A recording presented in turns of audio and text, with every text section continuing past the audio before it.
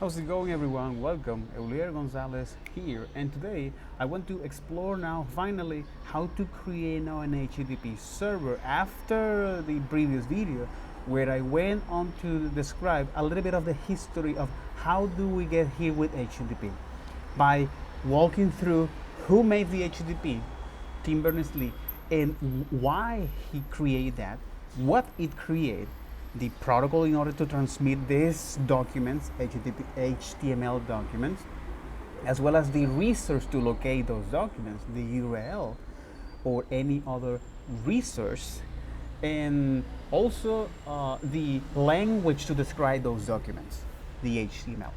And because he was part of this Comité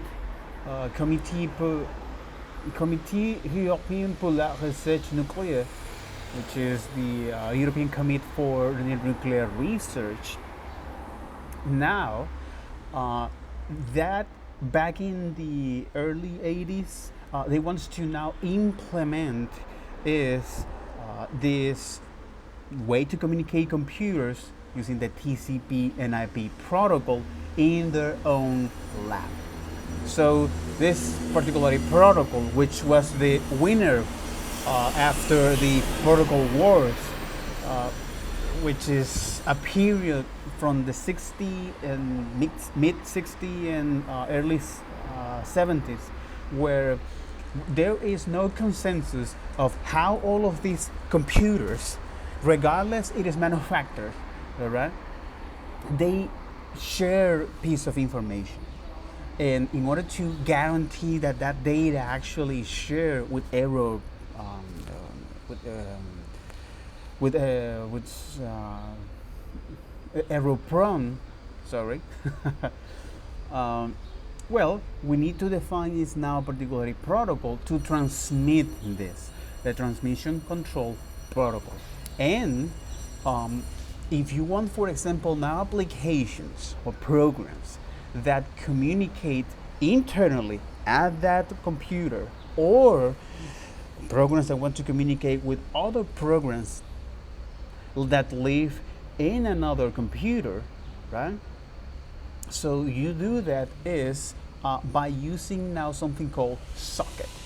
And socket is an abstraction, it's an interface, it's a way for us to describe at the OS level, hey, there is an ongoing conversation between these two programs, and now they want to use these particular protocols.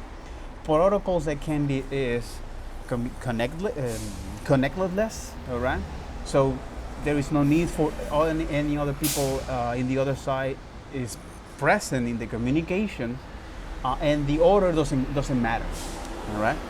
However, there are other type of communication where the order actually here matters, right?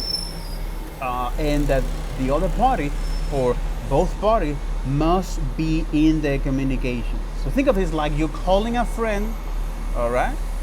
And your friend also responds to that, right? You can start and you can have this real-time communication with it.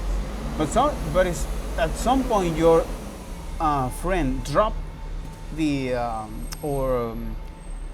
let's say it drops, all right, or it put now the phone because they don't want to listen to you, or you complain because you call him at 1 a.m. just to make him feel better of his decisions, whatever, you know. And so that's now what happened is that the people who's talking in the phone, right? The other doesn't listen until it reaches until that person pick up the phone, and that's exactly what the UDP and transmit and TCP actually is all about. And in order to locate these computers in the network and find a way to which package is going to take which route until this destination, until these computers, right? This is what the IP is at the end of the day. So this is IP explaining about who made this, which is the Vincent Cerf and Robert Kahn efforts. They were now working at different labs, and this was now an effort through different universities, because it's not exclusively for these two people. It was a combined effort of different universities, the NYU, the MIT, Stanford, also the Pentagon, the NSA, among other different computers companies like SpareRAN, where now they were interested in what this smartphone were doing in all of these different places, and they want to finance them. The military industrial complex wants to finance them. This is something that Eisenhower described in his farewell speech when he talked about is the military industrial complex. And figures like the chief of engineer project, chief of engineer in the Manhattan project, like Leslie Groove, which after he went or after he go out the military, because he don't want to deal with all of these different commanders and lieutenants that are going to come up after the end of the war, and because like every other people in any industry, they have their attitudes, right? So they went through the private sectors, and also in combination with Eisenhower, in 1958, he created DARPA as a response to what the Russians did in 1957, when they launched Sputnik, and they put now this satellite across our heads. So the history of computation and the networking is you can also trace back is with IBM, and then the IBM with influential and economic and wealthy people from the Britain. So for example, Charles Babbage and Ada Lovelace. And now that because the mathematicians and these people that dedicate their attention and energy to discover the hard science, people in power there also wants to integrate this initially as a psychic in the art of war, and then co-join or join or create joint ventures of in the art of war. So this is also go back into the Renaissance, or in the 14th and 15th century, when a lot of these different Italian states they now experimenting is a explosion of wealth, and figures like Michelangelo, the Da Vinci, and all other influential people, they now to dedicate, so they find themselves with time that allows them to dedicate in stuff that they care about. So in the case of Da Vinci, is how you can now is understand the nature, and then how you can now create weapons for the art of war that also benefit is the Italian state. So this is when you can find the first draft of a tank and helicopters among the defense or artilleries as well.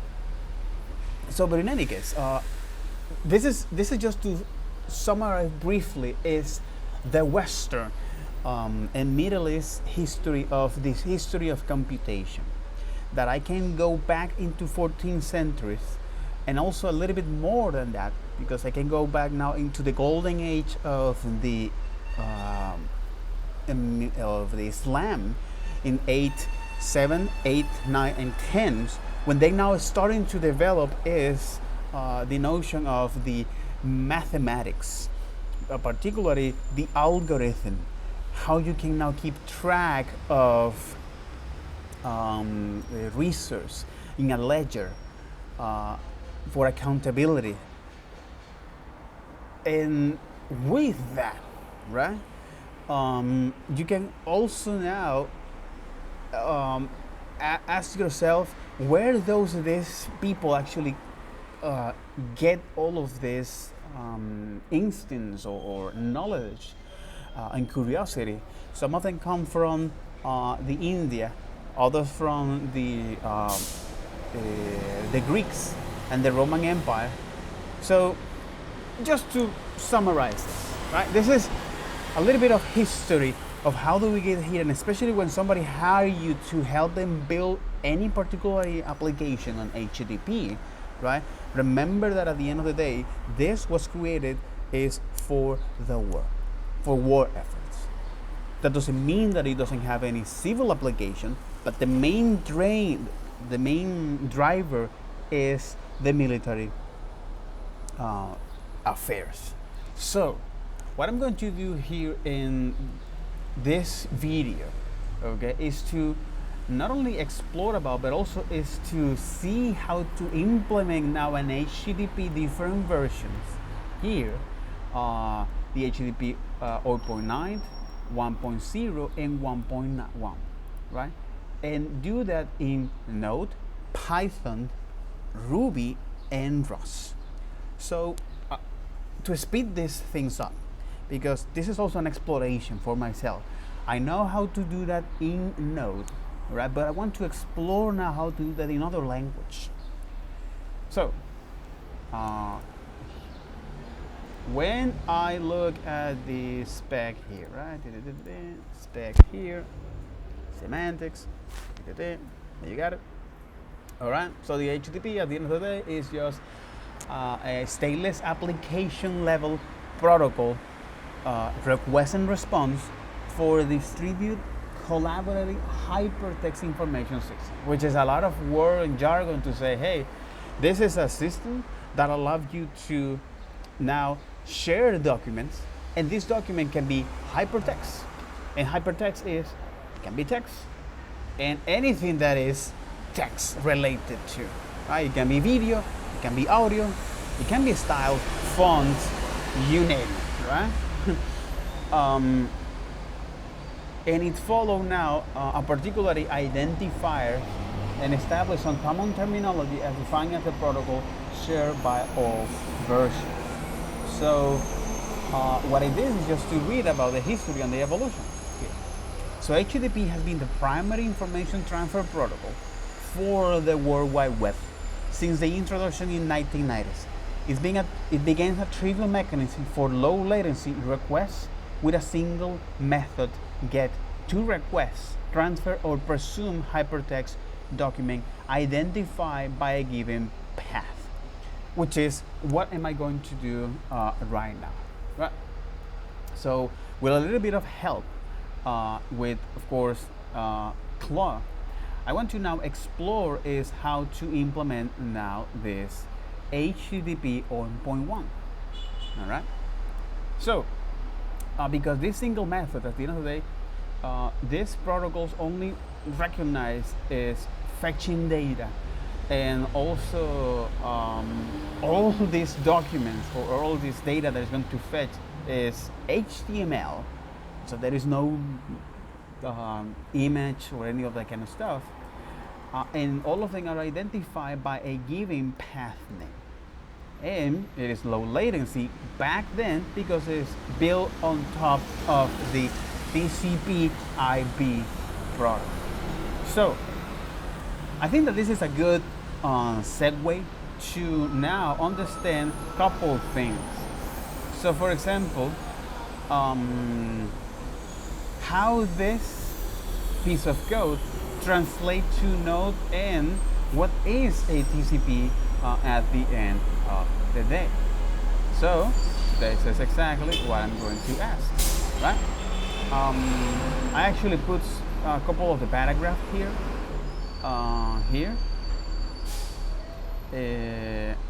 So I asked Claude, hey dear Claude, hope you're doing great. Yeah, I know I'm spending a lot of tokens, but in any case, given the following text from HTTP official website, HTTP has been the primary information transfer protocol for the World Wide Web since it is introduction, so again, it's repeating the history. So I do want to make sense of the following text as a software engineer that needs to know the fundamentals. HTTP has been, so I'm describing is the first segment, right, which is the HTTP 0.1, and also the second segment, which is the HTTP 1.0. But I do want us to start is with this, okay? I want to start is with the first approach. So use Node.js code, right? I'm using Fable. Fable is great for creating complex tasks and doing research. So one shot, you get the outcome. The TLDR is that this is a model that has been trained by different LLM service providers, OpenAI, Anthropic, Gemini, among other companies, particularly this from Anthropic. And it works by now taking a huge amount of data from the internet, and it passed through something called as the fine web, which is a huge collections. It is the process of how the web is being collected by this large language model and feed into in order to now, by using weight or parameters, you're gonna pass through this input, which is all of this is huge amount of text that has been chunked and aggressively refined to get data that is only that most of the time comes from English characters. Again, this is all what the fine web describes here, right? You can look at that in details, right? Define what they can, what the finest text data set at scales, so you can read about that. So the TLDR is that this particular process is this, right? So they filter in the URL, they extract the data, they identify now the language that they want to go, and also, and by doing this URL filtering is, hey, please give me only is those URLs that are not porns or radical websites or racist websites, so on and so forth. Pass through all of these aggressive filters, right? And then last but not least, remove personal identifier information. So anything that emails or names or perhaps or any other type of information that might be used to do so. So here's now how this large language model are trained, right? And that's very, very interesting because this is something that I didn't. Andrew Karpathy actually went through that and explained that in more detail. He has actually a particular video that has about almost 4 hours going in this. To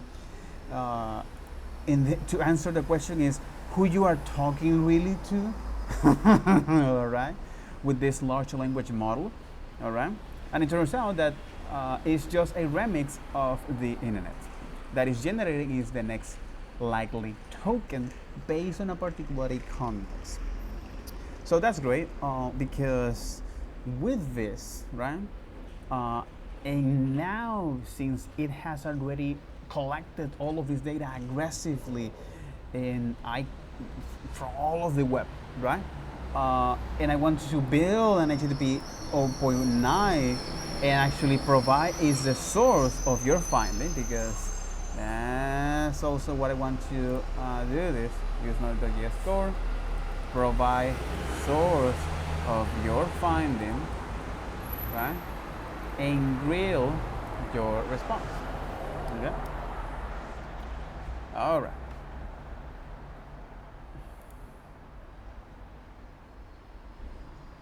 So now this large language model, particularly Fable 5, and among other models that you can use.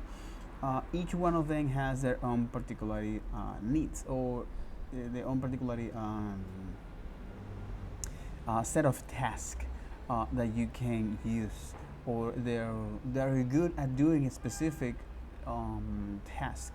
So Fable is great for coordinations, whereas Sonnet and Opus, they are great for research and running this thing called skills, which is a very specific set of instructions of what not to do and what to do in order to now run this something, or to do something, whether it is a front-end task, a back-end task, a security task, and so on and so forth, right?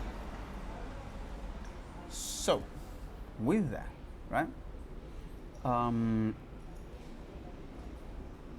it's running, okay, it runs, and the output is the whole lesson in miniature, so you get this. So what the run just demonstrate, map back to the RFC work, right? Trivial mechanism, okay, exactly, trivial mechanism. The entire 1999 request on the wire was get and this one, right? You can see in the output as the whole server fit in 20 lines fine of raw TCP code. Single method get. When we send post login, the server has no vocabulary to even reject it properly. There are no status code in 0.9, so errors were just humans readable HTML followed by hanging up. Holy moly. Presume hypertext document. 0.9 response is native HTML bytes. Compared with the final form or mother response, like this, where it say now more information about that. Identified by a given path name. The path was the request. No host header means one IP, one website, which is why our 0.9 server routes purely on this versus this. All right, and low latency. One TCP connection, one line set, bytes back connected, close cities. Okay, so here we are. So here we are accessing is to the net interface. This is something that the environment Node exposed to us, so we can have access to the underlying network features that the OS give it to us. And one of them is the ability to create a server, particularly an HTTP server. Okay, so here we're just simulating this, identified by a given path.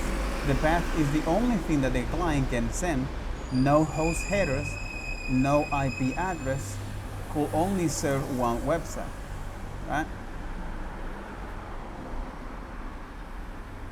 And you have now is the server. So net create server, and there is this thing very interesting called socket. Okay, so what in the French toast is a socket? You might wonder. And why now this socket has this very funny things called like this, so once data, right? So you get this. So here is when you now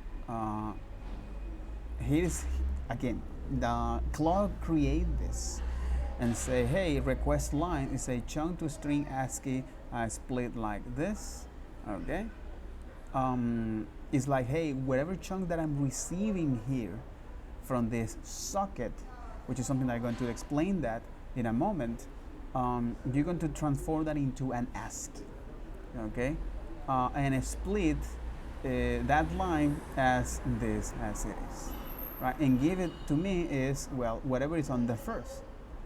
So console log here to the server raw request line as JSON stringify the request line. This is just to see the incoming requests.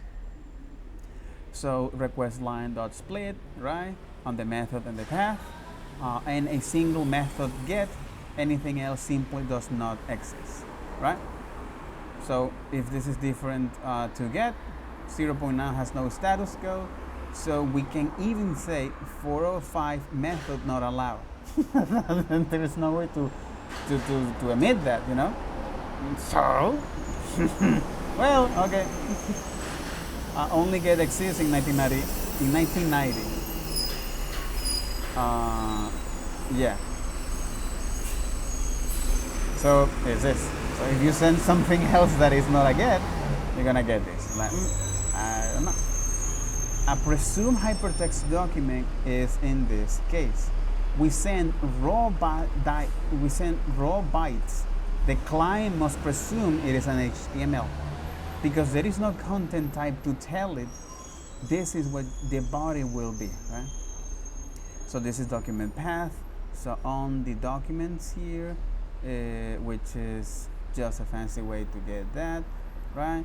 Document path, all right? If the path match with this key, then I'm gonna send this. Then I'm gonna send is the chunk of HTML. If it's not, then I'm going to say, hey, not found 404 code, no 404 code exists. So nothing, right? So not only that, it's like it just write and close the connection, right? This is what we have now once, okay? And the connections dies per request. And the same for this, right? HTTP 0.1 client and model 101 request to the same server. So you can see what 30 years of evolution added on the wire. You have now the raw request, okay, and the request text and the label. But I think what this is doing, this is the raw request, same server but modern styling request. Now our tiny 0.9 server happily ignores the version token and headers, right? Okay, this is just a function for generating is this raw request. But again,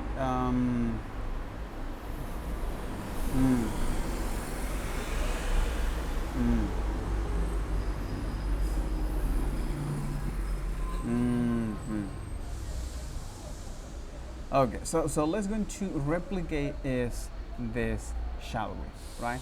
The 0.1 here real quick. So if I go to this, oops, you got it. So now if I go to this, but particularly is here.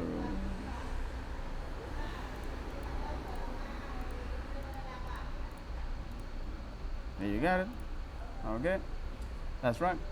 So now what I'm gonna do is just to replicate that, right? I'm gonna put it this here,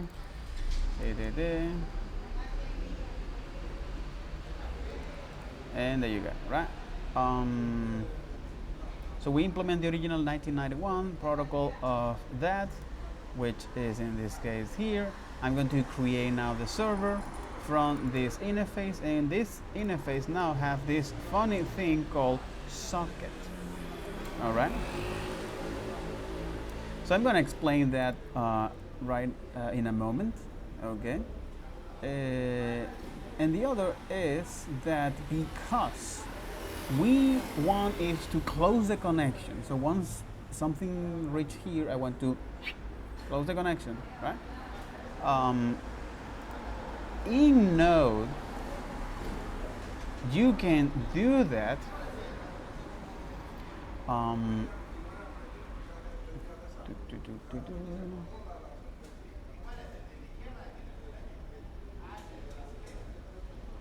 Add server, but I'm more interested on the socket here. Oh, come on.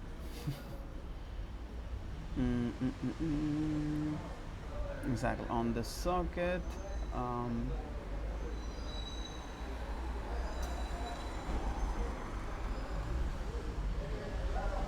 Okay.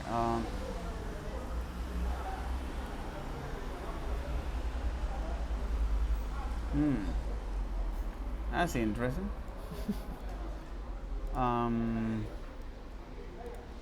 That's interesting.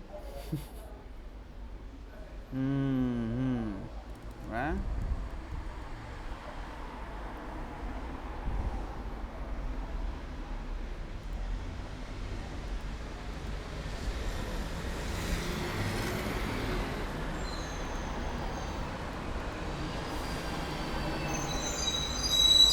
Okay, that's very interesting. Very, very interesting. Because that method doesn't exist. And this is now a good opportunity to now check out the docs and verify that thing exists. So you have now this socket, right? And it says you have now the method once. And it's interesting because it exists, all right? Yeah, the method exists on the net.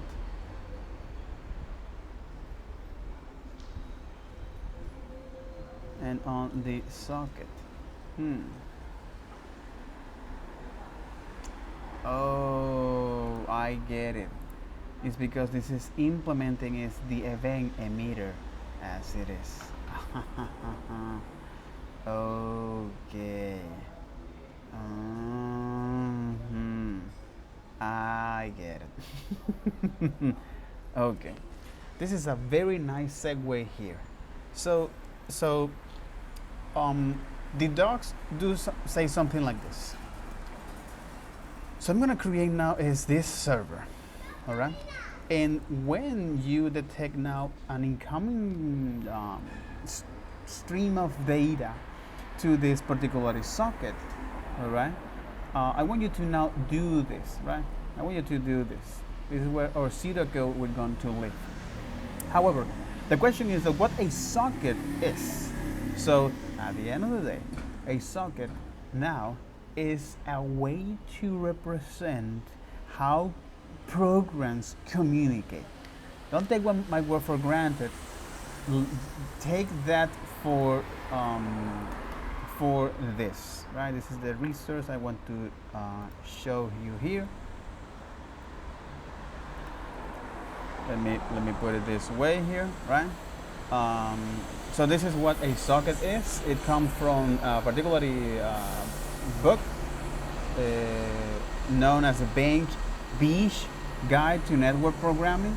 Okay, so a guy that actually has spent time dedicating is networking protocols on C language. So you can imagine. All right. And here's what it mentioned, right? So what is a socket? So you hear talk of sockets all the time, right? And perhaps you're wondering just what they are exactly.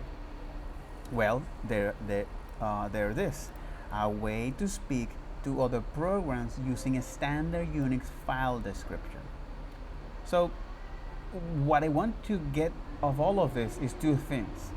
A way to speak other programs, and those programs can run locally, as I mentioned earlier, or in other computer, but they follow this particular standard, the Unix file descriptor. So what is the Unix file descriptor, right? That's a good segue here. So a Unix, right? Sorry about that. So a file descriptor, or FD, is less frequently fiddles, is a process unique identifier handle for a file or other input-output resource, such as a pipe or network socket. So it's a process that unique identifier for a file. And because in Unix everything is a file, input and output operations, pipe, functions, networks, everything is a file. So this is what the file descriptor is. It's just a number, okay, that uniquely identifies that process, which is the name of that process. as you can see. So it's at the end of the day just a table. Here's a table: the file description table, the file table, and the enode table as it is. So if I do want, for example, to ask Claude for clarifications here, okay? So what is a Unix file descriptor? That sockets, all right, use as a standard to communicate programs. So provide source of your findings, and provide source of your finding, and grill your response. Okay. So here describing what a Unix file descriptor is. You may have heard of some Unix hacker state, geez, everything in Unix is a file.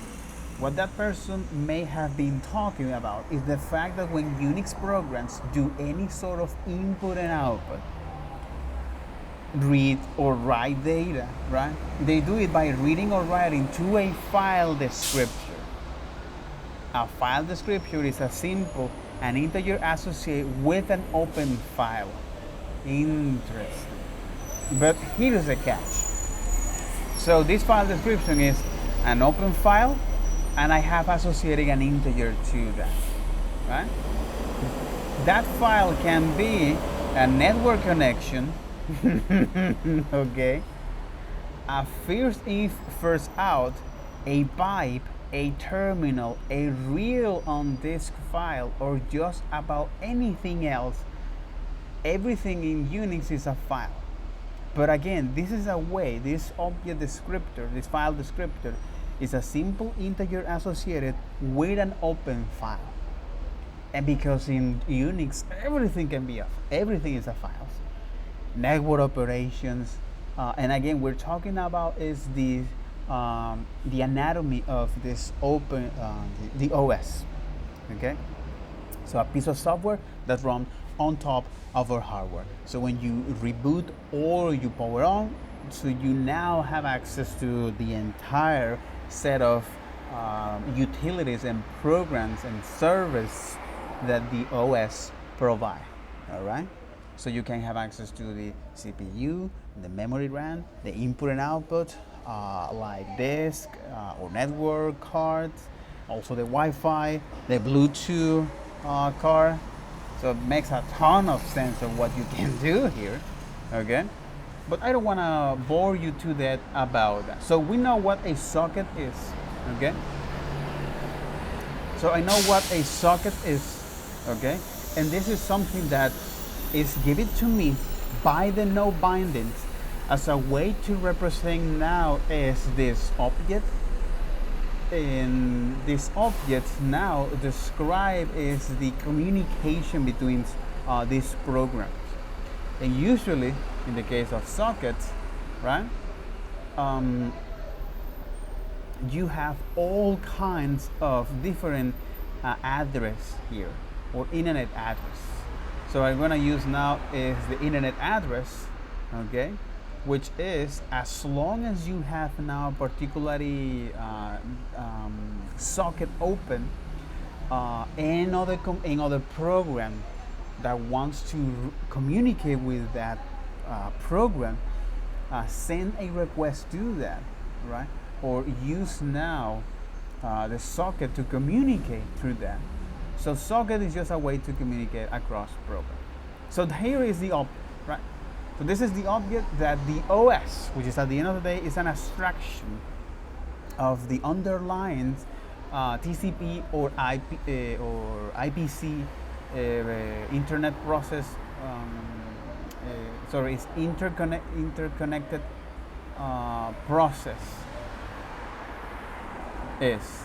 So if you take a look at that right now,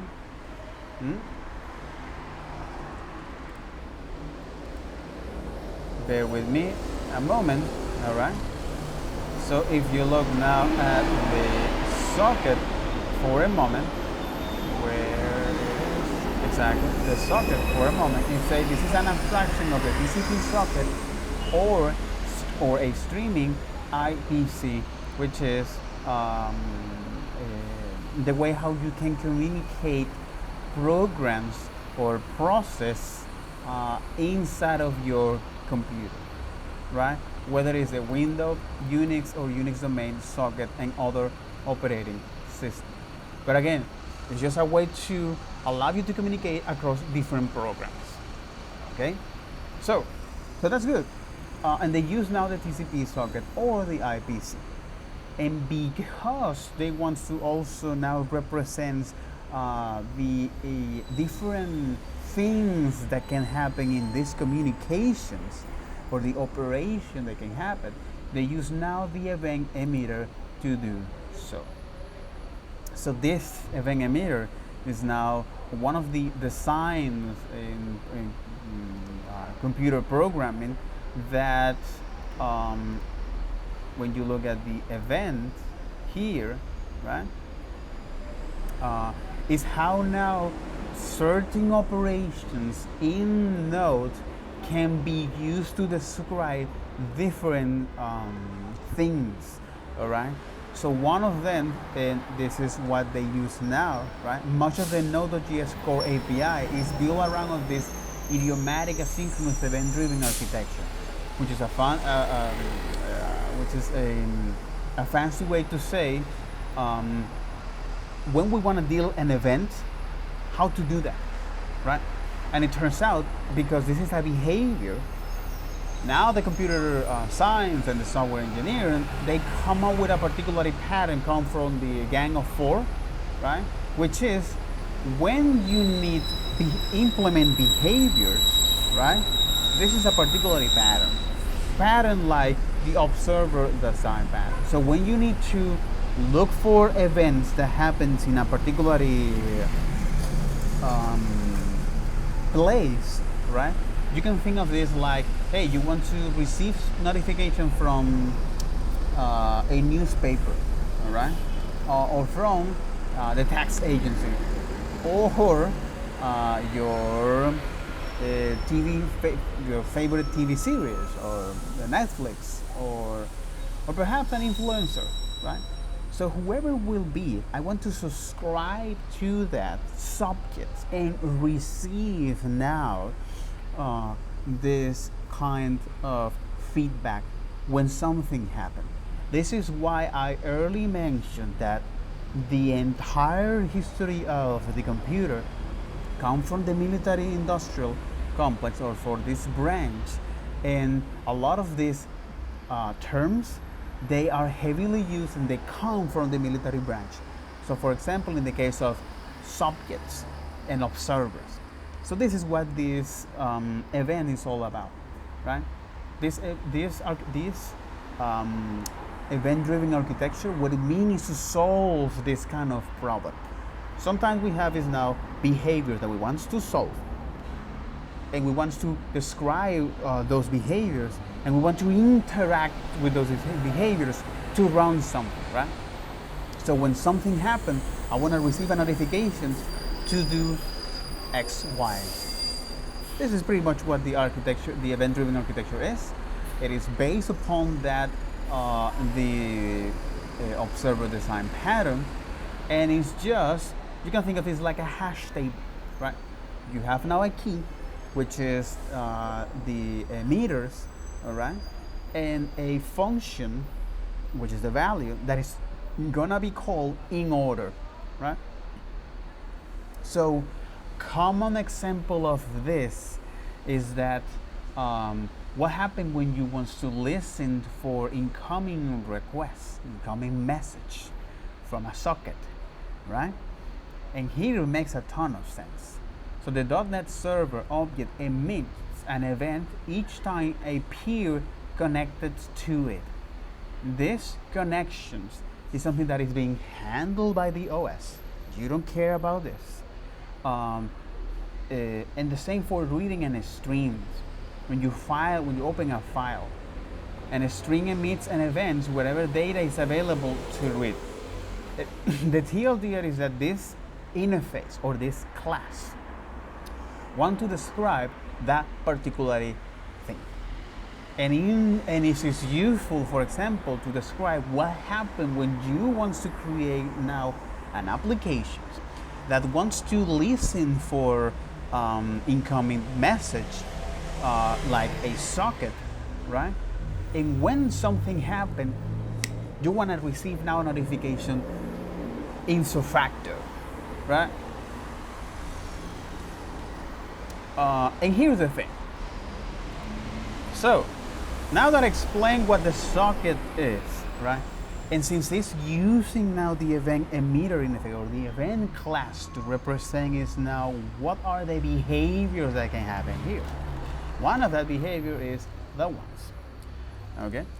And here on once, all right, because if you look now at the events here, you can describe now the name of the event. And this event name is something that, this is a good question. Who defined that? You know what I mean? Who defined is the event name for that? So that's a good question, right? In the context of the socket, all right? So please follow me along here real quick. Here, right? In the context of the event, and we want us to detect now is the socket, all right?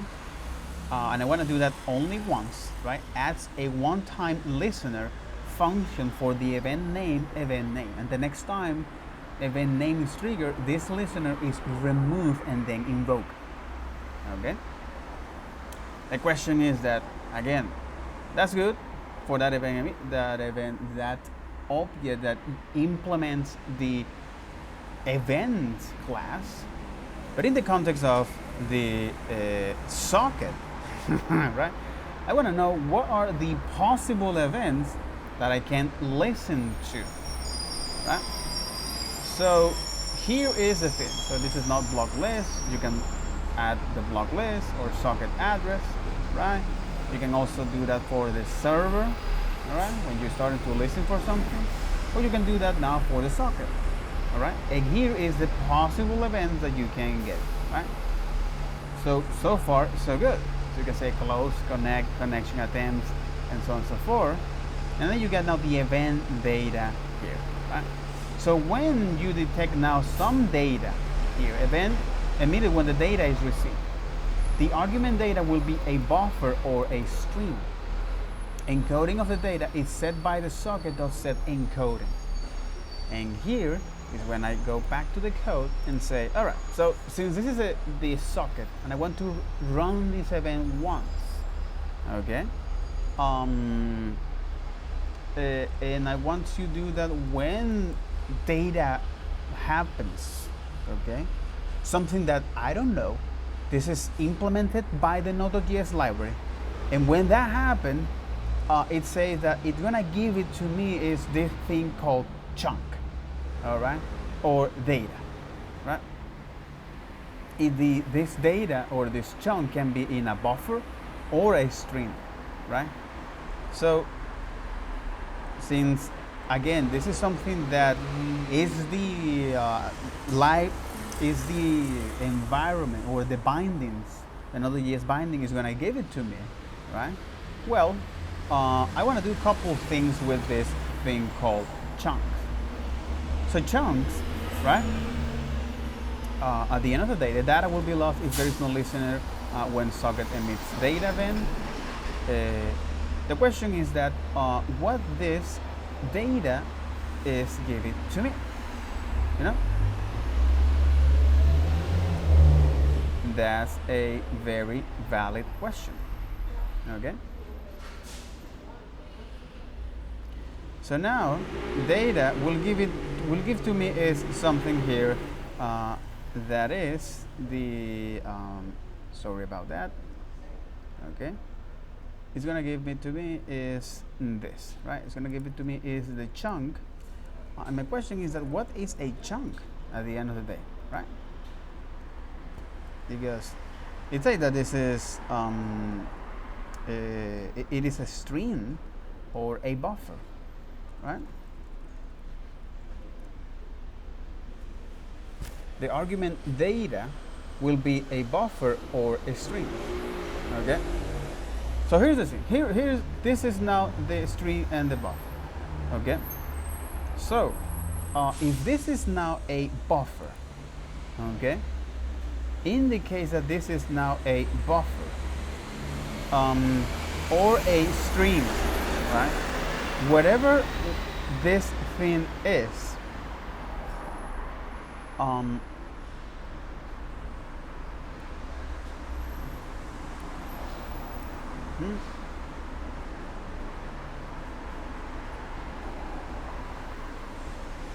okay. So whatever this thing is, okay, I do want us to read about that.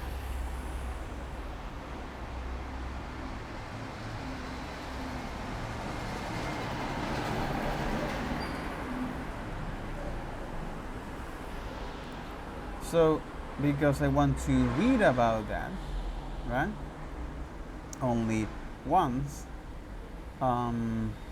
this chunk, which can be is into a buffer, this chunk, I can transform that into a string, and now provide is the particular format that I want to give, whether it's an ASCII or base 64 or UTF.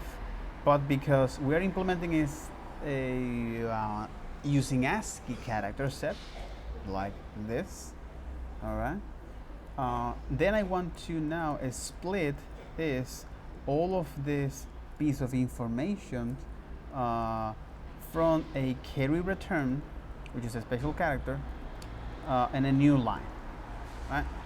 And then store that piece of information into a request line. Okay. So this request line will now have is, well, that. So this is the request line at the end of the day. All right. And because there is no notion of the if method or any other method that is a get, so you wouldn't get that, right? Like this, as you can see here, right?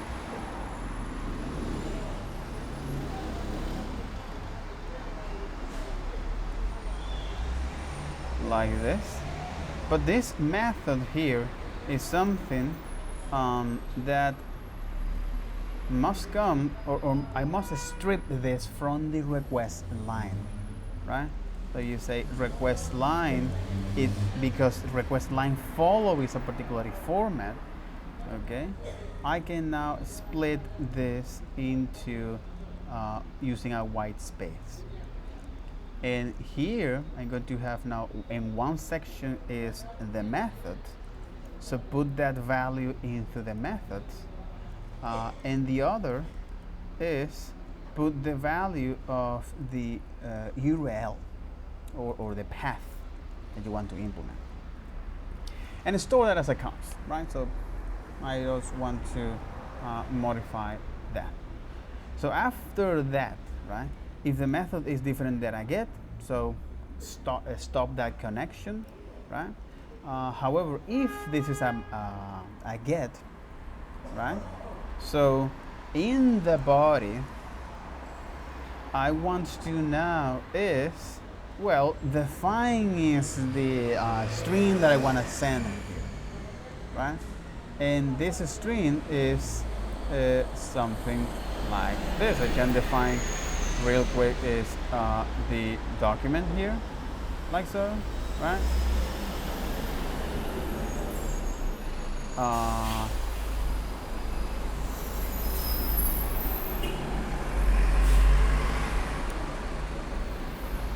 Like this, right? If you're trying to navigate to one of those path, right? So provide is the default route. If it's not, when provide now is an error here, right? Say, hey, this is now the error, or I can say, or can store is as document error, right? And now show this as it is, right? This is a document and document arrow page. You can put it that way, right? Document arrow page, right? If that thing exists, well, now provide is whatever is on the left. Is for some reason this evaluation gives you an undefined, throw whatever is on the right side. That's what this is telling you to do so. And then finally, well, now end the connection. Okay. You say now socket.end, right? Socket.end and send now the body. And this is it. This is pretty much how you can create now a server from the early days that is only going to handle is that, you know?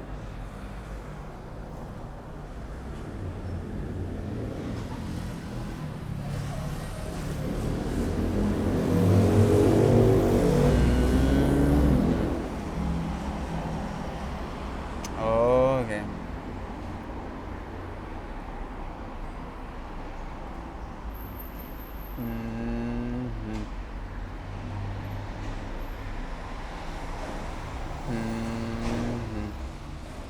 Exactly. So this is now the server. Okay, this is now the server code. You can put it here this way and say, hey, exactly. Server 0.9, right? And then you have now the client dash 0.9 with GS. And here I need to connect, and here I'm going to create is the is the connection here I'm going to create is the connection to that program or that process here.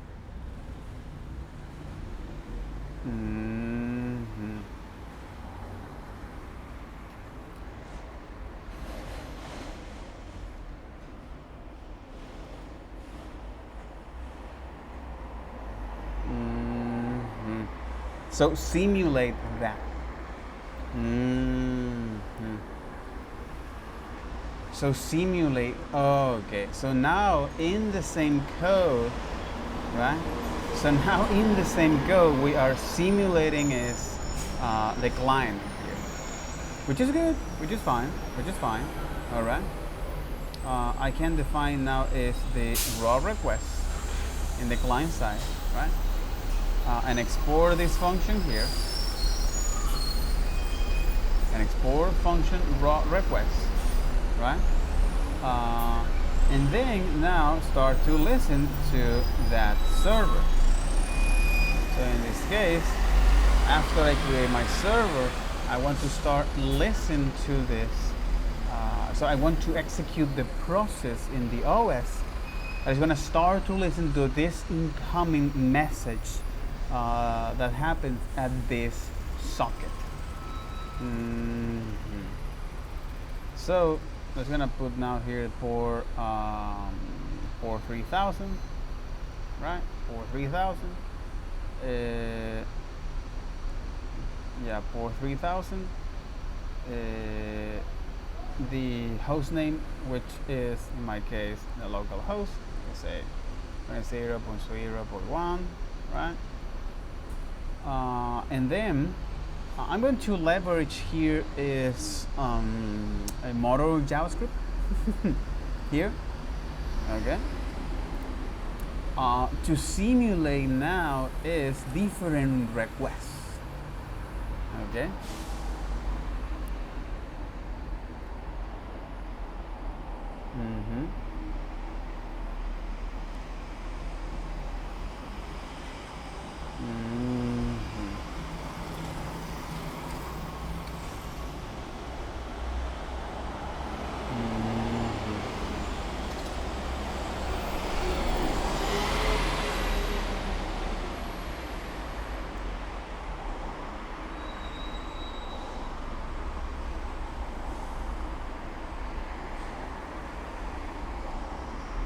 Mm-hmm.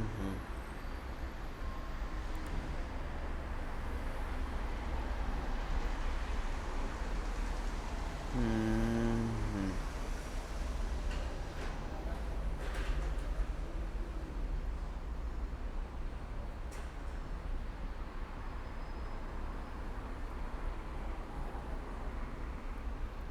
Okay. Mm-hmm.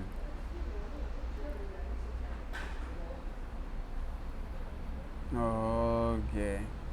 Yep.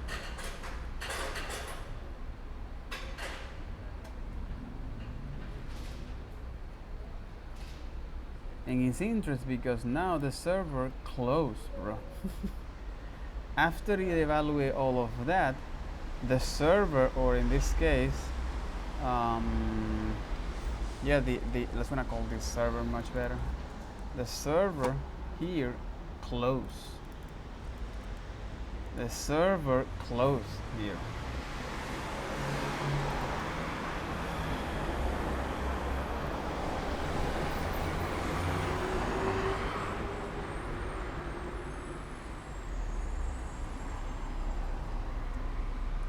Mm-hmm.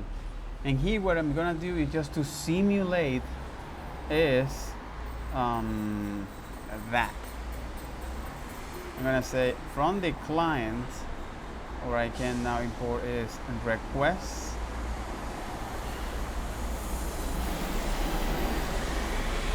raw request. I say raw request, right? I can import that, right? Simulating,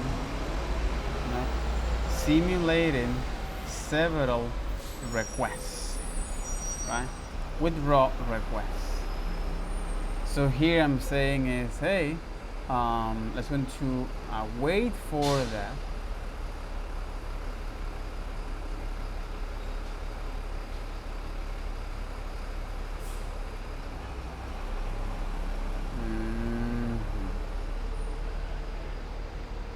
It's going to wait for that, right?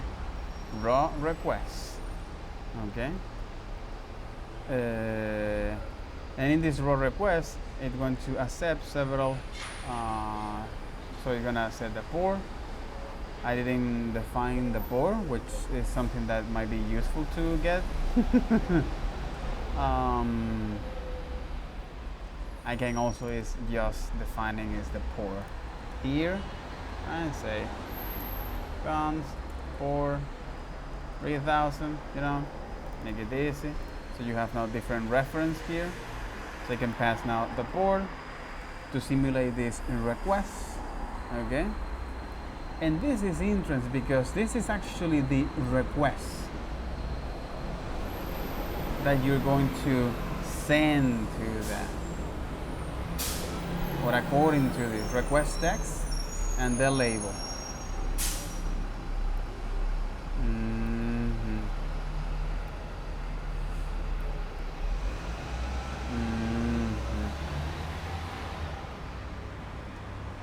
Simulating several requests.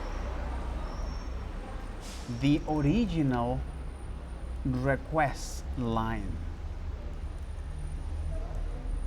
The original request line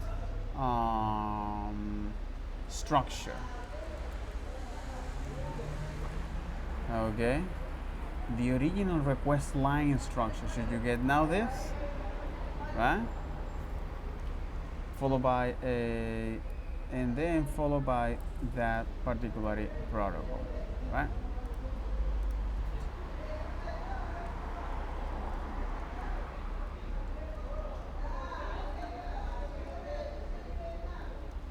You see, is that.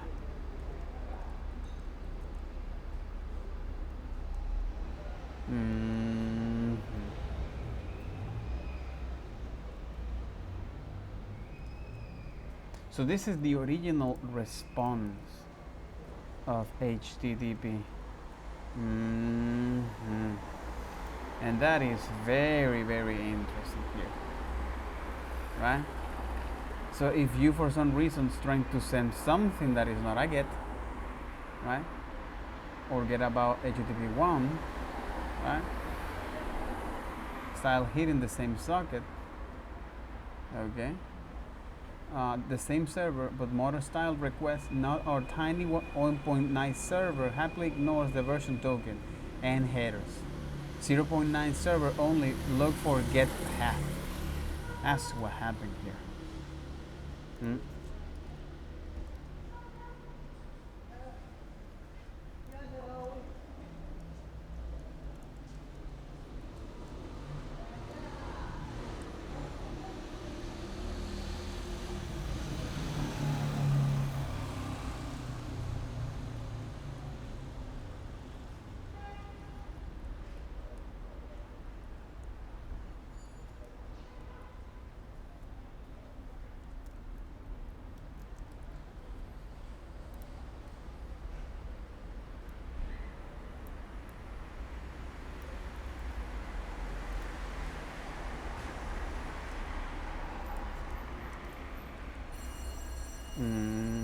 And then you send another request here. Try the method that doesn't exist yet, and of course it's going to ignore that. Right?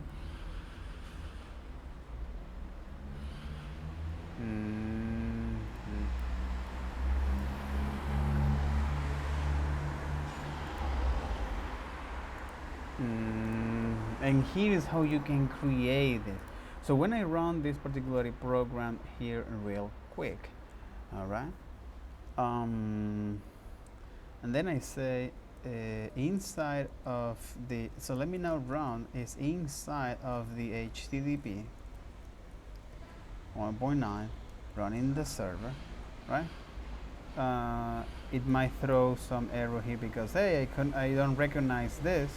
To load ES model, set the type model here in the package JSON, or use the .mjs extension for that. So I prefer to use now the .mjs extension. It's much more simple and straightforward, right? So now the environment can recognize is that, right? So now if I run this, it say, hey, model not found, like that, and it say, hey, I couldn't recognize this cannot find the model here. At which line?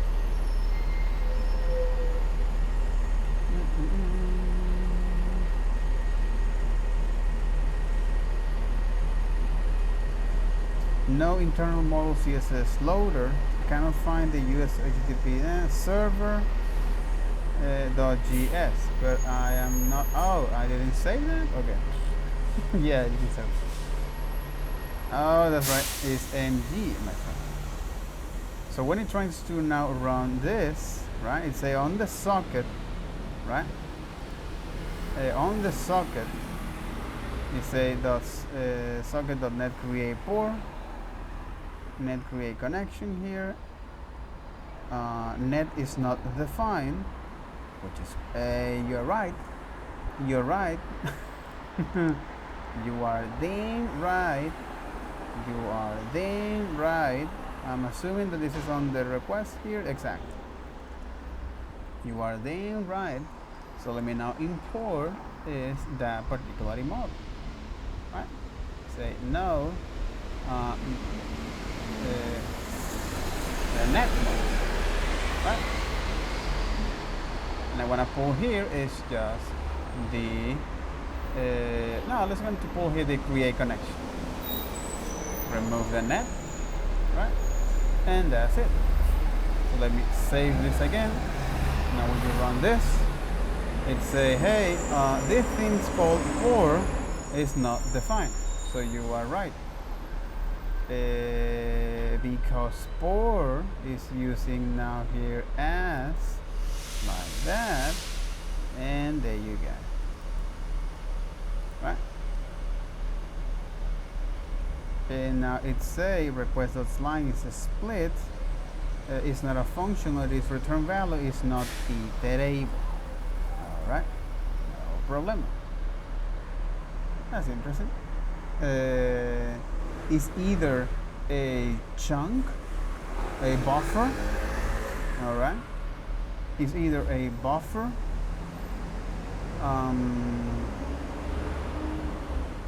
oh, that's right.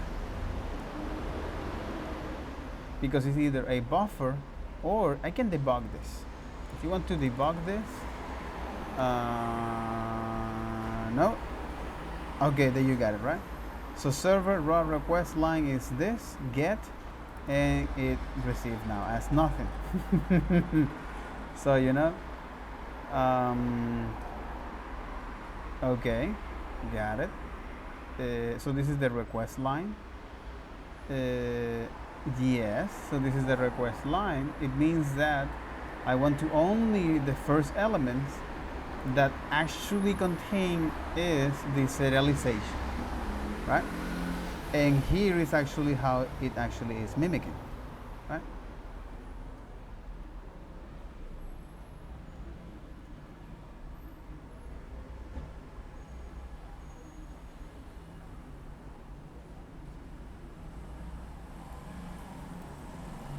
Oh, yeah, it actually, yeah, it actually, that went away. Exactly, that went away.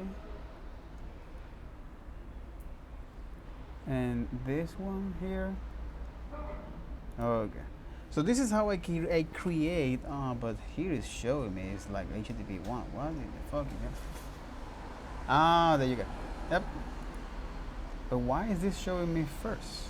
That's interesting. So you send this in HTTP 1. That's quite interesting.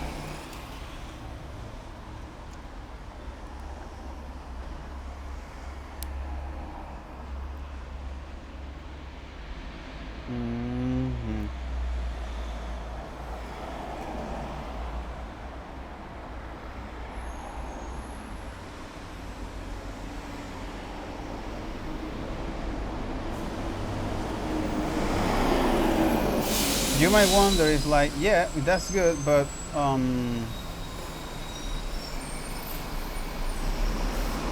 so here is now sending is the first one, right?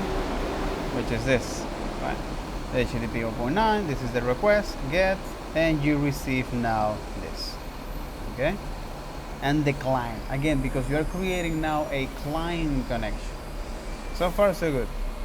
And then I create now is like imitating the 101 post here, or even the post as it is.